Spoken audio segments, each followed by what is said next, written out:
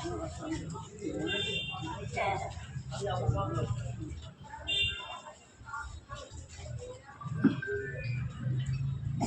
উপস্থিত প্রথমে মাস্টারমশাইকে প্রণাম জানিয়ে এবং বাকি যারা আছে তাদের সবাইকে প্রণাম জানিয়ে এবং সামনে উপস্থিত আমার সহযোদ্ধা তাদের আমার আন্তরিক শ্রদ্ধা ভালোবাসা অভিনন্দন প্রণাম জানিয়ে এবং এই মাইকের আওয়াজ যত দূর যাচ্ছে, হয়তো সেদিন যারা আমাকে থুতু ছেটাতে এসেছিল এবং আক্রমণ করতে এসেছিল, এই মাইকের আওয়াজ হয়তো তাদের বাড়িতেও যাচ্ছে। আর আমি যেখানে দাঁড়িয়ে আছি, এই সামনে মাস্টারমশাই একটু আগে বললেন, আমি আমাদের যারা ফটো শ্যুট করছে তাদের একটু এই লেখাটা দিতে বলবো। এখানে লেখা আছে বয়কট বিজেপি।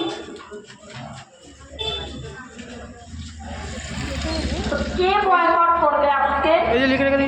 কারা বয়কট করবে? সবার গণতান্ত্রিক অধিকার রয়েছে যে কারো সমর্থন প্রার্থী হতে পারে।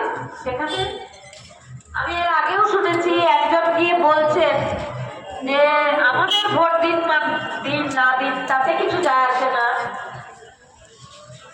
সিপিএমকে ভোট না দিলেও কিছু যায় আসে না, কিন্তু বিজেপিকে যেন ভোট দেওয়া হয় না। তাহলে কি বলতে চাইছেন? তার মানে তৃণমূলকেই ভোট দিন, সেদিন তিনি সেটাই বলতে চাইছেন। তো আমার সঙ্গে যে ঘটনা ঘটেছে, আমার মেয়ের সঙ্গে মানে আমাদের সঙ্গেই ঘটেছে। 2024 সালের 9ই আগস্ট একটা ফোন কল, আমাদের গোটা একটা সোনার সংসার, আমাদের মাননীয় মুখ্যমন্ত্রী তথা স্বাস্থ্যমন্ত্রী তার উন্নয়নের জোয়ারে বেঁচে গেছে। সর্বস্ব হারিয়েছি আমরা, কিছুই নেই আমাদের। মেয়েটাকে তিল করে বড় করেছিলাম, সে ভালো ডাক্তার হয়েছিল, সেবা করতে ভালোবাসত মানুষদের, তাই সে সবার খুব প্রিয় হয়ে উঠেছিল। আজই করে যখন চান্স পেয়েছিল, অনেকবার আমাকে জিজ্ঞেস করেছিল, মা তুমি খুশি হয়েছো তো? আমি আজই করে চান্স পেয়েছি। কিন্তু ভাগ্য সাথ দেয়নি, তাকে তারা বাঁচতে দেয়নি, তাকে খুন করা হয়েছে। তবে আমি এখনো জানতে পারিনি সেই রাতে কি হয়েছিল, কেন হয়েছিল, কারা করেছিল, এখনো জানতে পারিনি। 20 মাস অতিবাহিত। আমি supreme court, high court, lower court সব জায়গায় ঘুরেছি।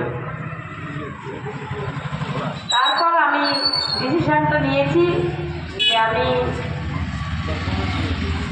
বিজেপিতে জয়েন করব এবং মোদিজি একমাত্র সেই মানুষ যিনি এই দুষ্কৃতী, চোর, দুর্নীতিবাদ সরকারকে উৎখাত করতে পারবেন। আমাকে এর জন্য অনেক কত কথা শুনতে হয়েছে, এখনো শুনতে হচ্ছে। এই যে জায়গাটায় আমি দাঁড়িয়ে আছি, এখানেই আমাকে অ্যাটাক করা হয়েছিল।